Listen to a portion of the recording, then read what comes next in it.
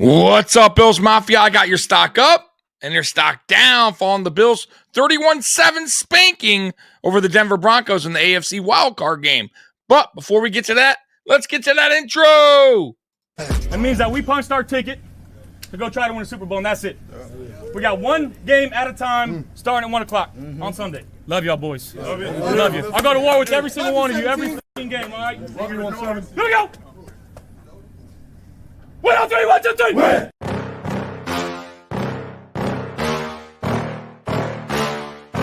Yeah. Please tell me that I can't, that I won't, that I fail, that I'll never make it out, yeah. Please tell me all the bad, never good, fill my head full of every single doubt, yeah. Please say any negative thoughts, I pop off when I hear people say I cannot. I get off to the thought of proving everyone wrong, I won't stop to the top, so you better back off and get lost. I'ma stay loud, stay proud, never running out, never heading south. I'll be spreading out, call it word of mouth, can't put me down, I'll be getting loud. You can have me douse, not what I'm about, have your fucking cloud. It be raining now, I keep making sound, go another round, bitch I'm legend bound, can't stop me now. You don't wanna fuck with me, a slow burn like a disease. Just tell me that I can and I'll show you things that you couldn't believe. Just tell me that I can. Just tell me that I can. Just tell me that I can. Just tell me that I can. It's showtime. Welcome to the Mafia Sports Report. I am Tommy. Please like, subscribe, hit that notification bell because I always forget to tell you. What is up, Bills Mafia? I got your stock up and your stock down, following the Bills 31-7 spanking over the Denver Broncos in the AFC wildcard game. Boy, was that a spanking. It didn't start great. I mean, we gave up an early touchdown, but after that, it was smooth sailing for the Buffalo Bills offensively and defensively for the rest of that game. And man, oh man, did we handle some business in Buffalo. And I want to see more of that this coming up weekend against the Ravens. I want to see that same energy that we brought to that game, especially in the trenches. Offensive line, I want to see it from the defensive line as well against the Ravens, because they're going to need to be aggressive, pissed off, angry, trying to prove that they can win that battle in the trenches and stop Derrick Henry. That is a big, big piece of their game. So next weekend, guys, I want to see that same aggressiveness from both sides of the ball against the Baltimore Ravens. But let's get to this game, the stock up, stock down. Let's go ahead and add this image. All right, here we go. Once again, shout out to Bills Wire for creating this article. Stock up, stock down. Let's see. First up, stock up, James Cook. No surprise there. As mentioned above, Cook did what he was supposed to do and more to help the Bills win their first playoff game this season. Cook ran 23 times for 120 yards and 1 touchdown to completely overwhelm the Broncos in the run game all day. If Cook continues to play like this, Buffalo will be a tough team and tough team and beat and plan for. Tough team to beat and plan for, I'm guessing was what they meant to say. Yeah, man, look, shout out to James Cook. James Cook had himself a game on the ground. And James Cook, really, honestly, guys, he's been running the ball really well this season. I know that you guys give me a lot of you get a lot of shit for what I say about James Cook, because I do think he's a good running back. But you guys know how I feel. I'm not going to continue to go over this conversation with you, but I give credit where credit is due. I always do. And I'll eat crow when I'm wrong as well. James Cook has had now back-to-back very good seasons for the Buffalo Bills, for sure. And he's taken a step forward this year. I feel like his vision is better. His contact balance is better. I believe he's stronger between the tackles. Like, he's definitely running the ball exceptionally well. And in this game, he did just that. But I also want to give credit where credit is due, and that is the offensive line. The offensive line was mean and angry and pissed and playing like some tough football yesterday, where they weren't taking no shit from nobody.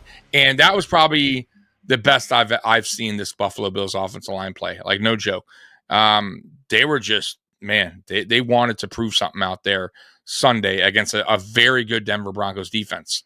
And they did just that. They won the trenches, and they made a point. And I want to see that next weekend against the Ravens. Like, we need to see that. Matter of fact, I want to see that the whole way through. The whole way through the playoffs, all the way up to a Super Bowl if we get there. But let's do it. Let's continue to win in the trenches. Let's continue to be nasty and mean. That's what it's all about. That's how you win football games, in the trenches. And I want to see that from the defensive line as well. But yeah, stock up James Cook for sure. He got it going. All right, next up, stock down wide receiver Amari Cooper. It's hard to find many things to complain about when the Bills win the way they did on Sunday. But one of those negatives was a troubling trend concerning Amari Cooper. He caught 2 of 3 passes for 8 yards.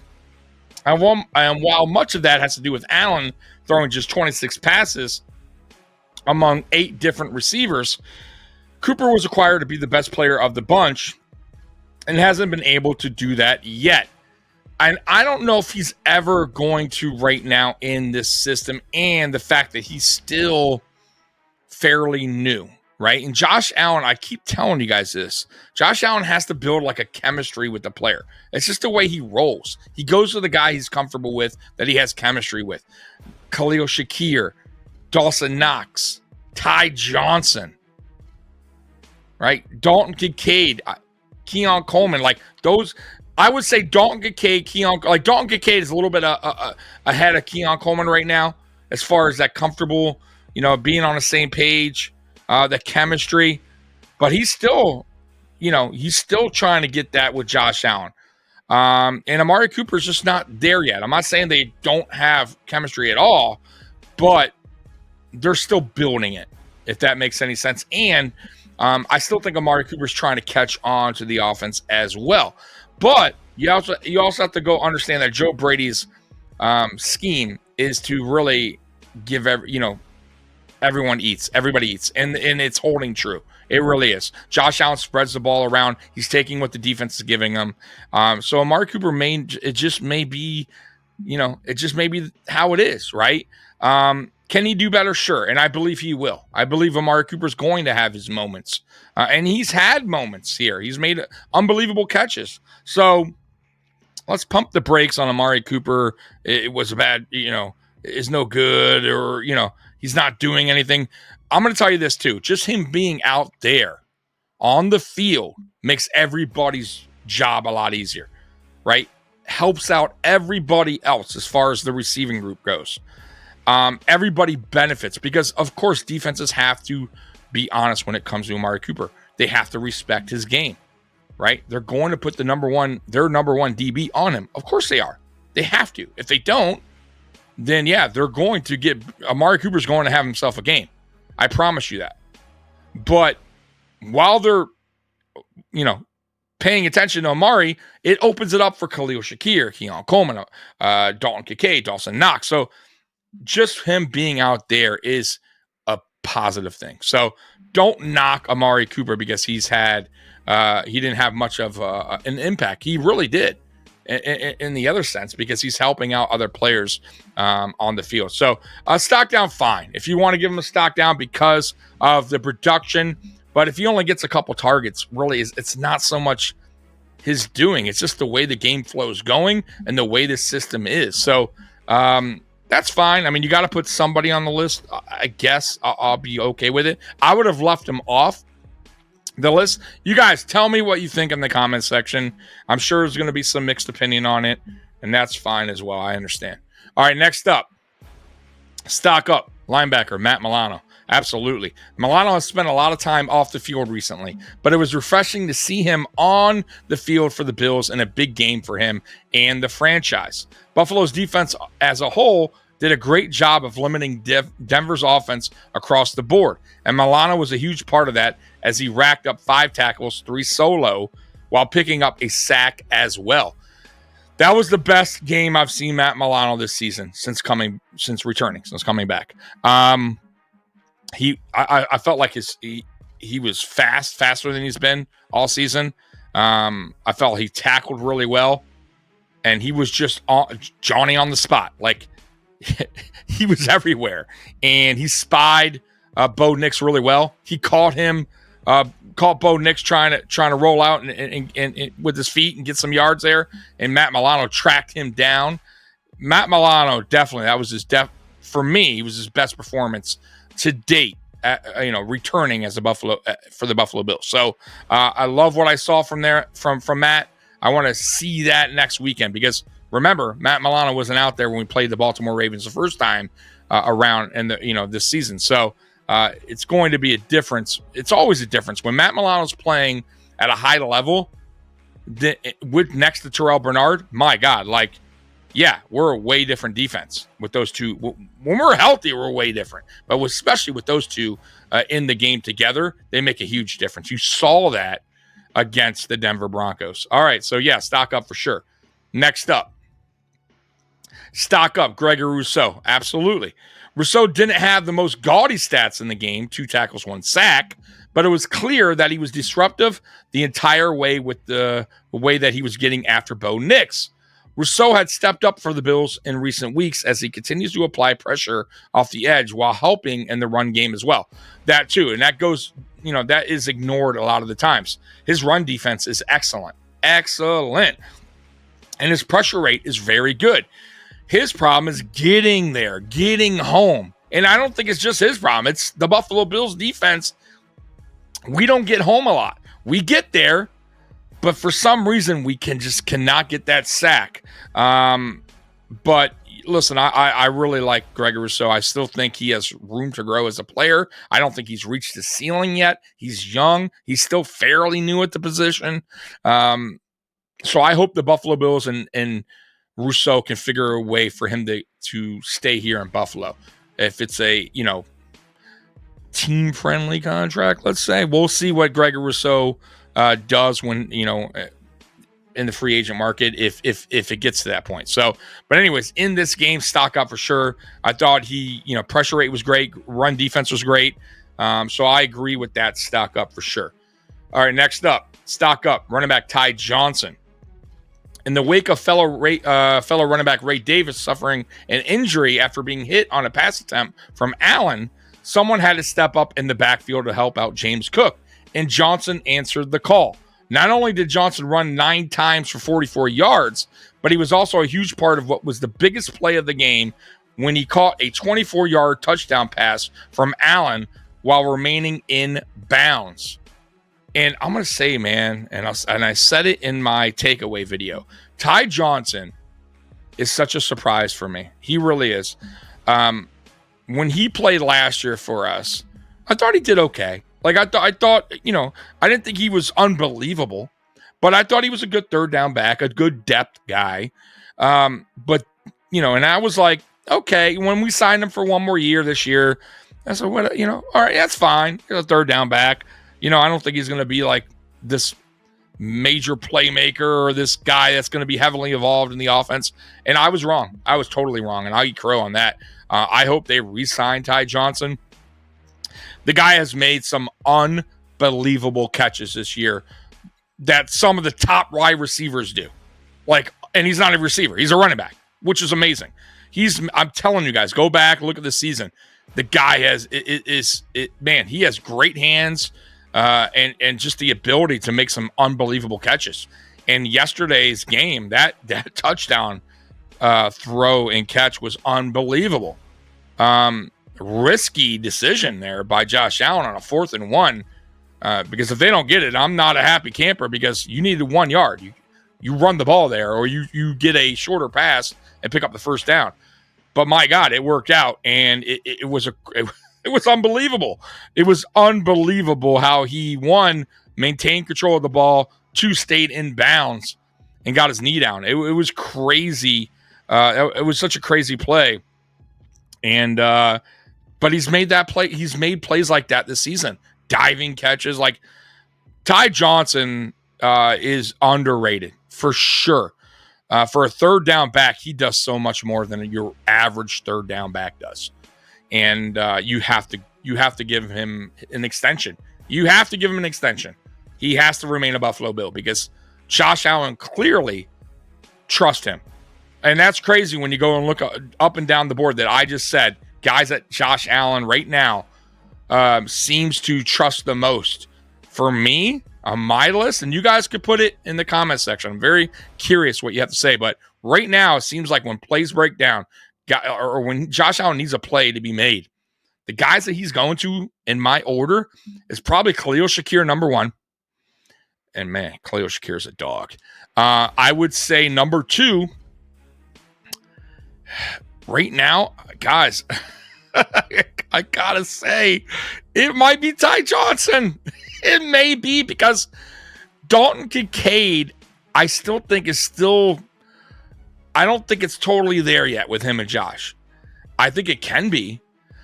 Dawson Knox is above Dalton Kincaid.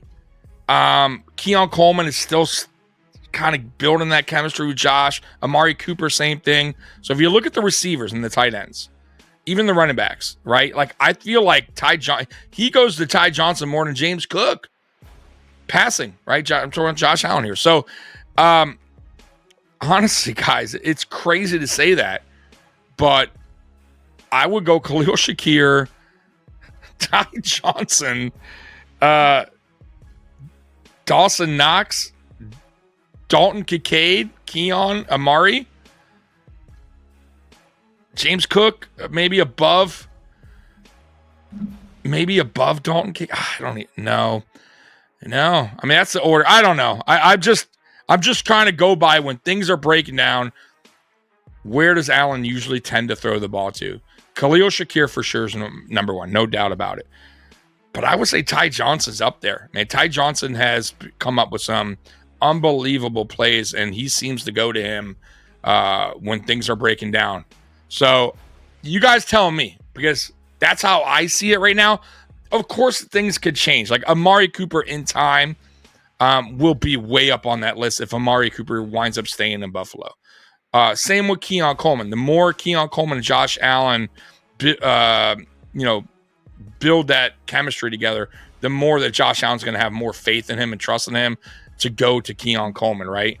But right now, and same with Dalton Kincaid, I still feel like they're building that. But that's how I got my list right now. It just seems that that's the case. You guys tell me. All right. Next up, stock up wide receiver Curtis Samuel, and it's good to see that Curtis Samuel is had himself a performance there that we all wanted to see. When we signed Curtis Samuel, this is what we expected. When Samuel initially signed with the Bills in the offseason, the hope is that he would be one of the main contributors within the passing game. While that did not necessarily come to fruition in the way Buffalo was hoping, Samuel had one of the best games of the season. 3 catches for 68 yards and 1 touchdown when it mattered the most. Yes. And hey, it is what it is. Regular season's over. If Curtis Samuel could show up in the playoffs like he did yesterday, hey, that signing it turned out to be a great one, right? We need to see more of that from Curtis Samuel, because when we signed him in the offseason, I was excited because I know what Curtis Samuel could do. I've seen what Curtis Samuel could do. We all have seen what Curtis Samuel could do. I'm not saying Curtis Samuel is this unbelievable receiver, but he is a Swiss Army knife. He could do a lot, right? He's very fast player. He's tough to. You saw in that play, when that touchdown play, I think it was like a 55-yard touchdown.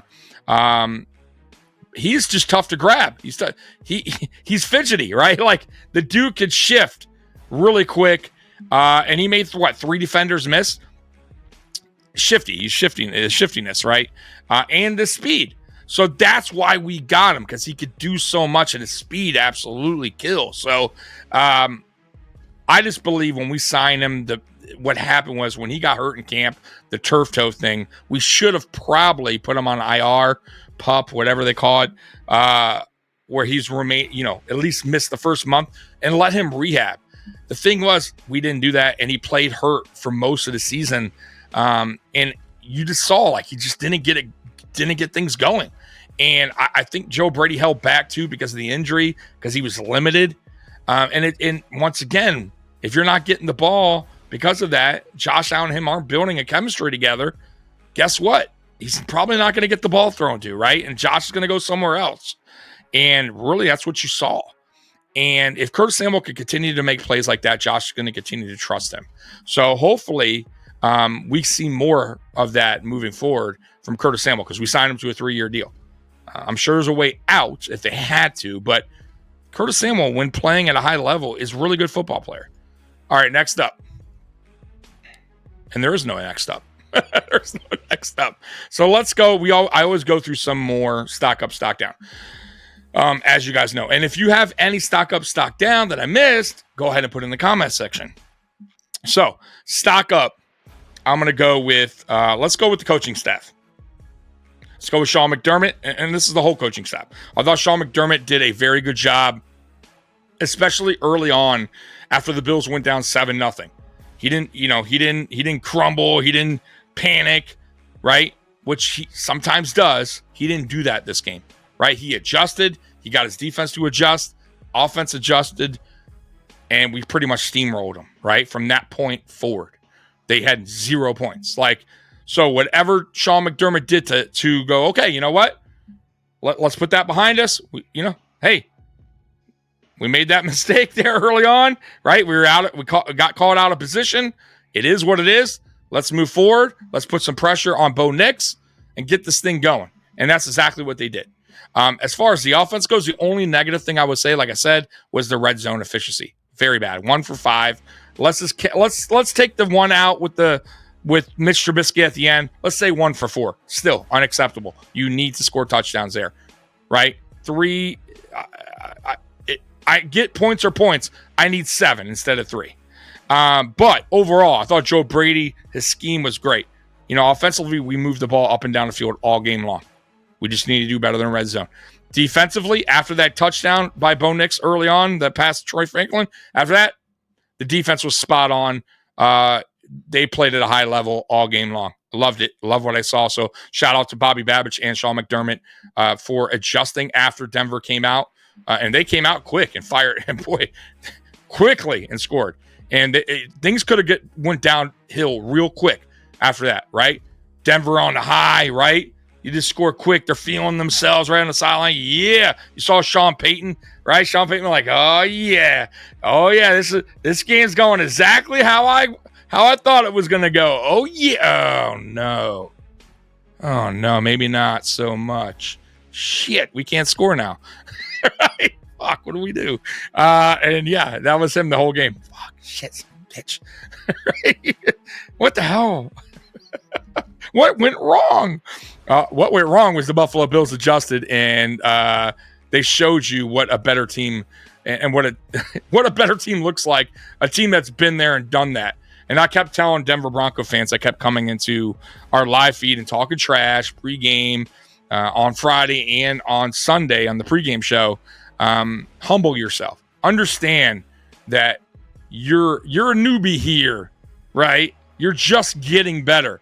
You're going against a veteran type team that's been there, done that in Buffalo with one of the best, if not the best quarterbacks in the NFL. You got to be a little humble, guys. Like I keep telling fans like this, there's nothing wrong with being excited about your team, especially when you've been bad for a little while, right? And now you're finally going somewhere, right? You got a quarterback in place. You made it to the playoffs. And there's nothing wrong with being excited about that. But talking trash to a team that's, come on, let's be honest, better than you. There's a reason why we are the 2nd seed. And there's a reason why you traveled to Buffalo and the game wasn't in Denver. Right? We've been to the playoffs 7 out of the last 8 seasons. We've won our division 5 straight times. Respect us. And some fans just don't get it. I'm me as an individual, I am humble and I am gracious in defeat as well. Like, it is what it is. You learn to be like that, especially when your team's been bad for so long. And the Buffalo Bills were bad for a very long time. So when we finally did something and got better, I was not that guy that was going around saying we're going to kick everyone's ass, because we just got there. We just started playing good. We have to earn that right to at least be like, hey, I'm pretty confident, right? We've been to the playoffs over and over and over. Like, I get that part then. Then you can feel fine. You can start to pump up your chest a little bit, right? And be like, yeah, I get that part, and I'll go with that. But, man, come on, Bronco fans. You could be better than that. But it's not. It's just not you guys. It's a lot of fan bases do the same thing. So I hope this loss for those fans that came here and talking that trash. So I hope this loss, humbles you a little bit, like makes you think twice before you do what you did. Right? Be smarter than that. Anyway, stock up. Oh, stock down. Our special teams coach. Terrible. Smiley, get him the fuck out of town. He is so damn terrible. How many bad decisions or how many fuck ups has he had this year with special teams? Really, not just this year, over the last 2 seasons. How many how many things can go wrong on special teams with this guy as our coach, as a special teams coach? It's craziness. Not enough men on the field. Too many men on the field. Fake punt twice now this season that converted on us. Right? It's wild to me that this guy still has a job here. I am praying and hoping that this offseason, because you can't do anything now, but this offseason, he gets fired. He deserves to be fired. I doubt this guy ever gets a job again. He's so bad.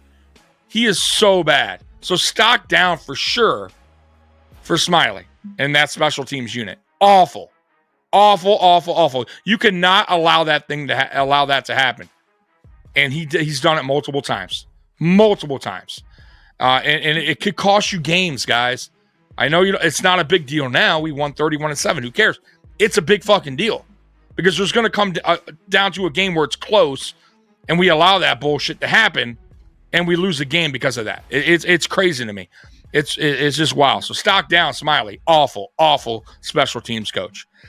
Stock up the whole offensive line. The whole offensive line. Honestly, even David Edwards, who I think is our weakest link on the offensive line, still played pretty decent. He did allow that one sack.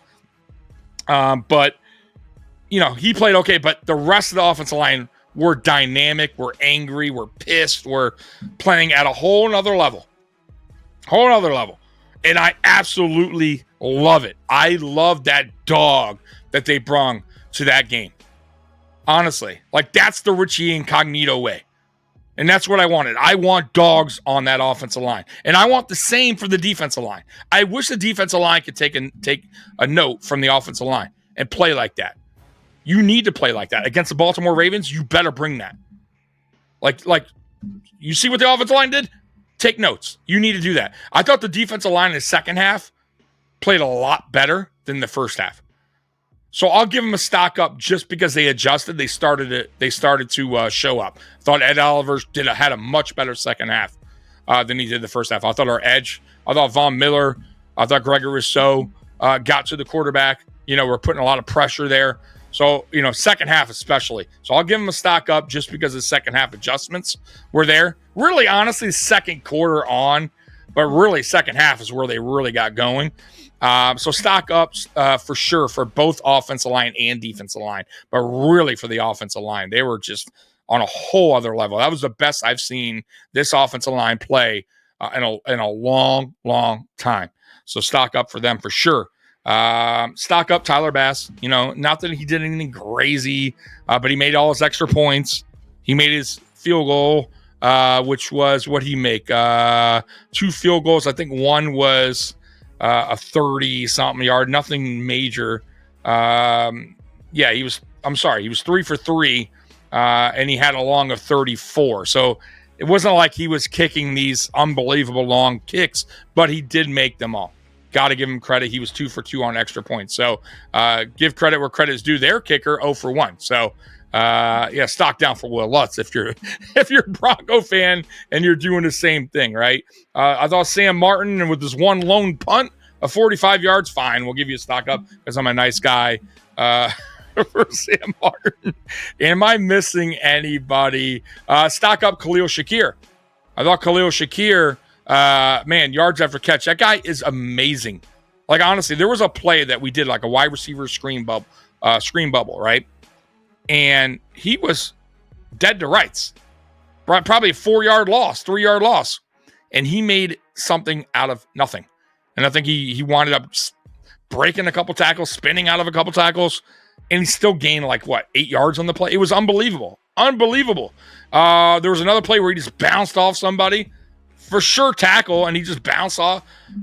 The guy he's tough to tackle. And he's not the biggest guy in the world at all, right?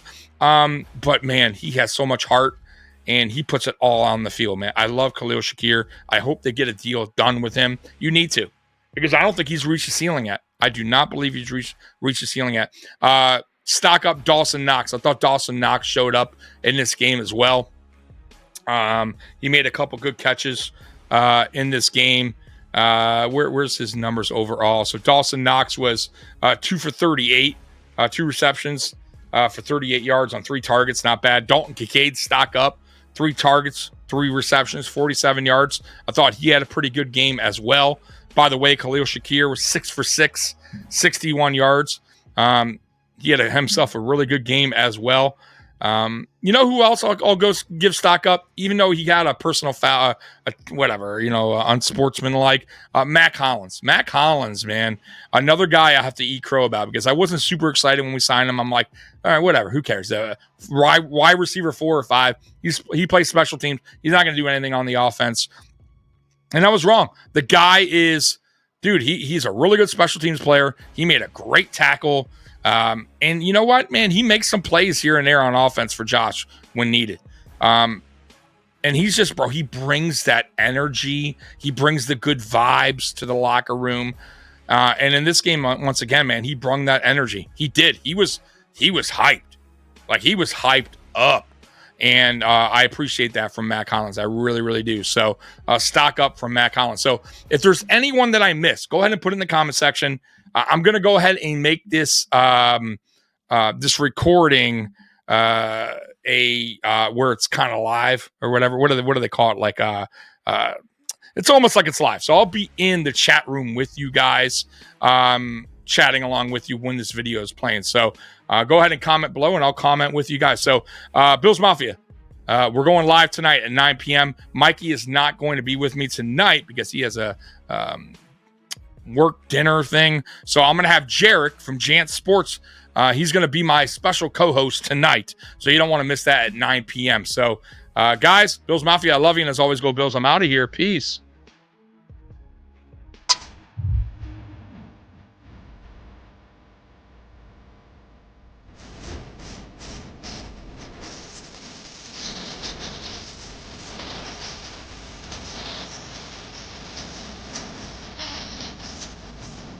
Ah.